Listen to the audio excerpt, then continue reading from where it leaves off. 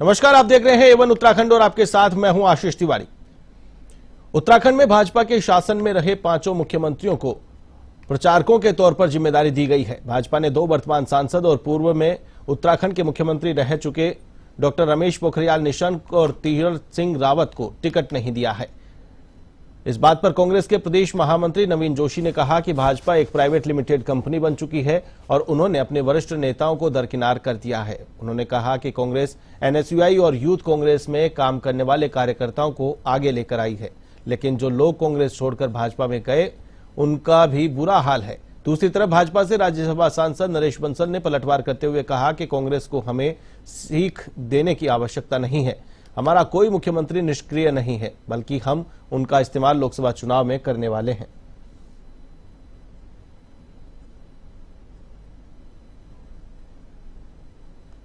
देखिए, भारतीय जनता पार्टी एक private limited company बन गई है। जो इनके वरिष्ठ नेता थे इनको इन्होंने दरकिनार कर दिया है और उन्होंने ऐसा कोई भी काम नहीं किया प्रदेश के अंदर जो उनको आगे लेके आया जा सकता था। कांग्रेस ने क्या किया है कि जो हमारे दूसरे पंक्ति के नेता थे, जो हमारे यूथ कांग्रेस के थे, एनएसयूआई के टाइम पे जिन्होंने काम किया, उनको हमारी पार्टी आगे लेके आई है। और जो कांग्रेस से छोड़कर जो भारतीय जनता पार्टी में गए हैं, आज उनका भी बहुत बुरा हाल है। अगर विजय बहुगुणा जी की अगर हम बात करें, उनकी क्या यहाँ पे कंडीशन थी, मुख्यमंत्री थे और दावेदार भी थे आगे। अगर हम सतपाल महाराज जी की भी बात करें, आज उन लोगों की स्थिति देखिए। और जो हमारे पार्टी के जो नेता यहाँ से गए हैं वो पिछले पंक्ति के नेता हो गए वहां से। और भारतीय जनता पार्टी जो चरण वंदना करने वाले लोग हैं, दिल्ली के अंदर बड़े नेताओं की आओ भगत करते हैं, उनको आगे बढ़ा रहे हैं। कोई इनमें ऐसा कोई चेहरा नहीं है जो जनता की समस्याओं से, जिनका कोई सरोकार रहा, उनका विकास से कोई लेना देना नहीं है और ना क्षेत्र की समस्याओं से उसका कोई लेना देना है। देखिए, भारतीय जनता पार्टी नहीं, कांग्रेस को हमको सीख देने की आवश्यकता नहीं है। हम प्रत्येक कार्यकर्ता का उसके अनुसार उपयोग करते हैं। हमारा कोई मुख्यमंत्री साइडलाइन नहीं है। हम चुनाव में हर एक का उपयोग करने वाले हैं और वैसे भी करते रहे। हमारा कोई मुख्यमंत्री निष्क्रिय नहीं।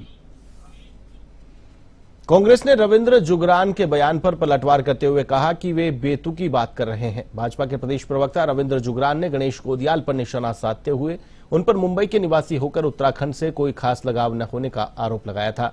गणेश गोदियाल कांग्रेस से पौड़ी लोकसभा से प्रत्याशी हैं। कांग्रेस की मुख्य प्रवक्ता गरिमा दसोनी ने पलटवार करते हुए कहा कि रविंद्र जुगरान बहुत ही बेतुकी बातें कर रहे हैं।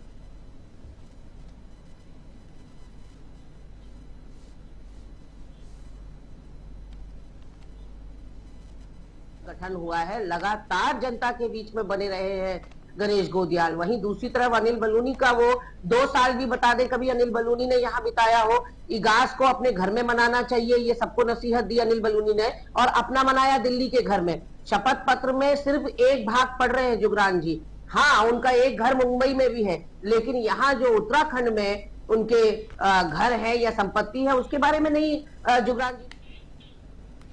हल्द्वानी के स्वराज आश्रम में कांग्रेस कार्यकर्ताओं की बैठक हुई। इसमें प्रत्याशी प्रकाश जोशी सहित कई विधायक, पूर्व विधायक, जिलाध्यक्ष सहित बड़ी संख्या में कार्यकर्ता मौजूद रहे। इस दौरान चुनाव में भाजपा को रोकने और अपने प्रत्याशी का माहौल बनाने के लिए व्यापक रणनीति पर चर्चा की गई। प्रकाश जोशी ने कहा कि उनको जनता का अपार समर्थन मिल रहा है।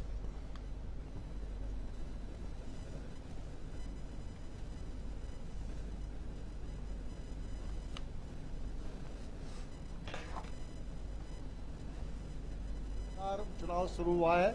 मैं आभारी हूं कांग्रेस के हमारे तमाम परिजनों का, कांग्रेस के कार्यकर्ताओं का।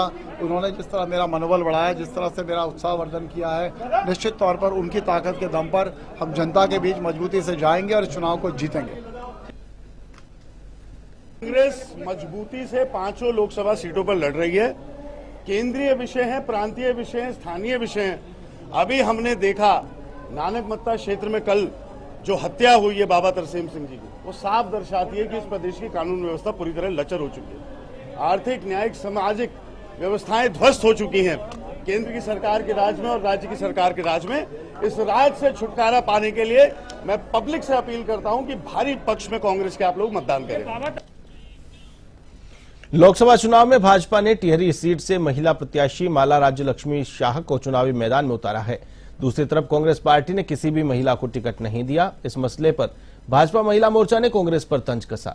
मोर्चा के प्रदेश अध्यक्ष आशा नोटियाल ने कहा कि जिस उत्तराखंड को बनाने में महिलाओं में ने इतना संघर्ष किया, कांग्रेस ने एक भी महिला को टिकट नहीं दिया। दूसरी तरफ कांग्रेस की मुख्य प्रवक्ता गरिमा दसोनी ने पलटवार करते हुए कहा कि आशा नौटियाल उस पार्टी से आती है जहां पर महिलाओं का कोई सम्मान नहीं होता।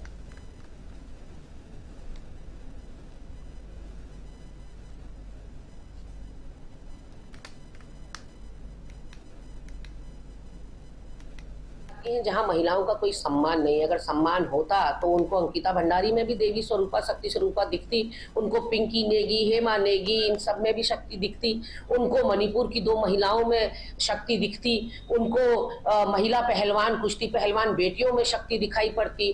तो आशा नौटियाल, जिन्होंने एक शब्द आज तक अंकिता भंडारी के हत्यारों के खिलाफ नहीं निकाला, वो आज बड़ी बड़ी बातें कर रही हैं। और छोटा दिमाग और छोटी सोच क्या को ये परिलक्षित करता है, क्योंकि आशा नौटियाल जी से कहना चाहती हूँ, ये उत्तराखंड के चुनाव नहीं हो रहे हैं कि उत्तराखंड की महिला को प्रतिनिधित्व देना था। ये कोई विधानसभा चुनाव नहीं हो रहे हैं। विधानसभा चुनाव में यदि प्रतिनिधित्व नहीं मिलता तो आपकी बात वाजिब थी, लेकिन ये चुनाव हो रहे हैं देश की दिशा और दशा बदलने वाले चुनाव। ये जो यहाँ से चुनकर जाएंगे, ये पार्लियामेंट में चुनकर जाएंगे। और अगर आप पार्लियामेंट्री चुनाव को लार्जर पिक्चर में देखेंगे तो आप कांग्रेस पार्टी में अनगिनत जो है महिला नेत्रियों को टिकट देते हुए कांग्रेस को देखेंगे या इंडिया गठबंधन को देखेंगे। तो मुझे लगता है कि उनको बड़ी पिक्चर देखनी चाहिए कि पूरे देश में कांग्रेस ने कितनी महिलाओं को प्रतिनिधित्व दिया, ना कि उत्तराखंड की महिलाओं को, क्योंकि ये उत्तराखंड का चुनाव है ही नहीं। देखिए, आशा नौटियाल उस पार्टी से आती हैं।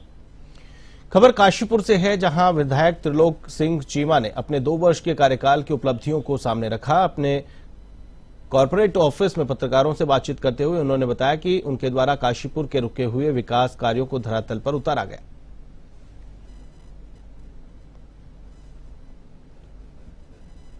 ये 2 वर्ष का जो मेरा कार्यकाल जो पूरा हुआ है, इसमें मैं काशीपुर की जनता को ये बताना चाहता हूँ कि ये 2 साल जो भी मैंने काम किया है, ये उसमें मैंने एक ऑनेस्टली, ईमानदारी और जो मेरी अपनी कैपेबिलिटी है, जो मेरी बेस्ट कैपेबिलिटी जिसमें मैं काम कर सकता हूँ, उसमें मैंने कोशिश की है।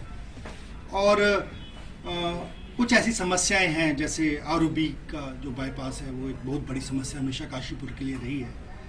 और मेरे से पहले भी बहुत लोगों ने हर लेवल के ऊपर कोशिश की है कि ये जो समस्या है इसका समाधान निकले, लेकिन कुछ मुश्किलें ऐसी हो जाती हैं जो एक दलदल के समान हो जाती हैं। उसमें जितना मेहनत करो वो उतना ही फंसते जाते हैं। ये समस्या कुछ ऐसी बन गई थी।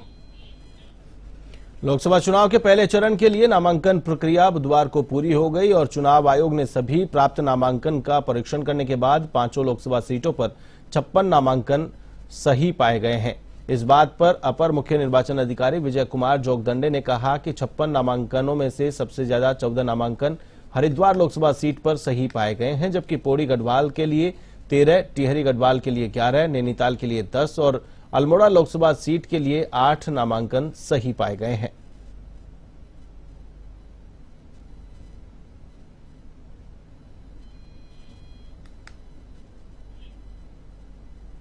अभी तक प्राप्त हुआ है, उसके आधार पर टिहरी में 11 वैलिड नॉमिनेशंस पाए गए हैं। गढ़वाल पार्लियामेंट्री कॉन्स्टिट्यूंसी में 13 वैलिड नॉमिनेशंस पाए गए हैं। अल्मोड़ा में 8 नॉमिनेशंस वैलिड पाए गए हैं। नैनीताल उधमसिंहनगर सीट पर 10 नॉमिनेशंस वैलिड पाए गए हैं और हरिद्वार में 14 नॉमिनेशंस वैलिड पाए गए हैं। लोकसभा चुनाव सकुशल संपन्न कराने और इसमें धनबल को रोकने के लिए प्रशासन मुस्तैद है। गदरपुर क्षेत्र में निर्वाचन के sector magistrate doctor Sandeep Pandey ने दिनेशपुर के नेताजी सुभाष चौक पर वाहन चेकिंग की। हालांकि वाहन चेकिंग के दौरान किसी भी प्रकार की कोई सामग्री, पैसा बरामद नहीं हुआ। इस दौरान डॉक्टर संदीप पांडे ने कहा कि चुनाव में धनबल का प्रयोग रोकने के लिए वाहनों की चेकिंग की जा रही है।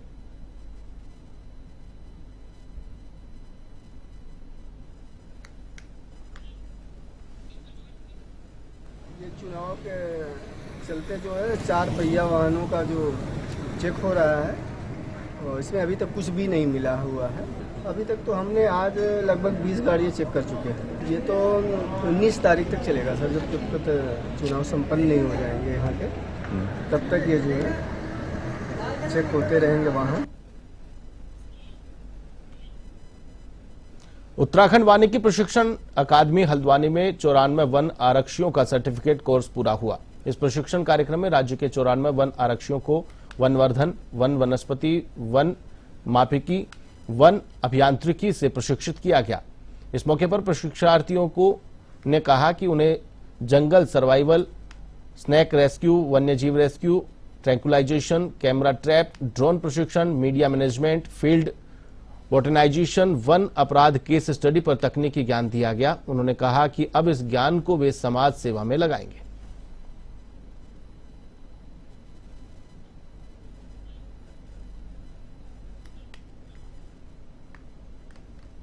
मैंने अपने संबोधन भाषण में भी कहा कि फॉरेस्ट गार्ड जो है वो वन विभाग का जो एडमिनिस्ट्रेटिव ढांचा है उसकी एक बहुत इम्पोर्टेंट कड़ी, और वन रक्षक अगर सजग रहता है तो उस क्षेत्र में, उस बीट में जिसको वन रक्षक कंट्रोल करता है उसमें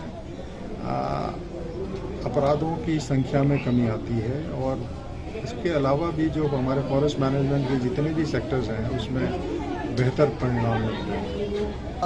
हमें यहाँ पर विभिन्न प्रकार की जानकारियाँ दी गई, जैसे कि वाइल्ड लाइफ, कॉन्फ्लिक्ट से संबंधित, प्लांटेशन से संबंधित जो विभिन्न प्रकार की जानकारियाँ दी गई हैं उनको हम भविष्य में अपने फील्ड स्तर पर फॉलो करेंगे तथा और जो हमें अनुशासन से संबंधित यहाँ पर जानकारियाँ दी गई हैं उसको हम भविष्य में फॉलो करेंगे। सर 23-24 का सेकेंड सत्र था जो अभी अक्टूबर से स्टार्ट हुआ और अभी 6 महीने में मतलब मार्च में कंप्लीट हुआ है।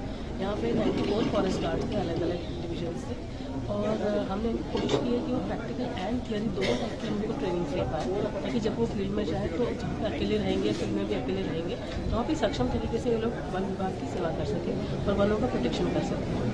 हमारा जो ये वन आरक्षी प्रशिक्षण का जो सत्र स्टार्ट हुआ,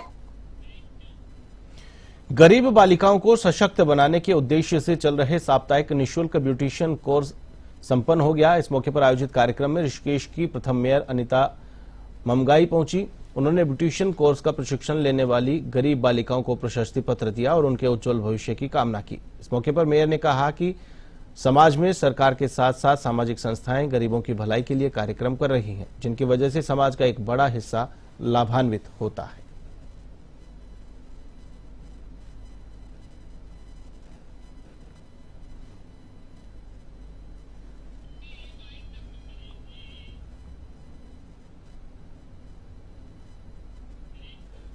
बुलेटिन में फिलहाल के लिए बस इतना ही। मुझे दीजिए इजाजत। देश और दुनिया की तमाम ताजा तरीन खबरों के लिए आप देखते रहिए A1 TV। नमस्कार।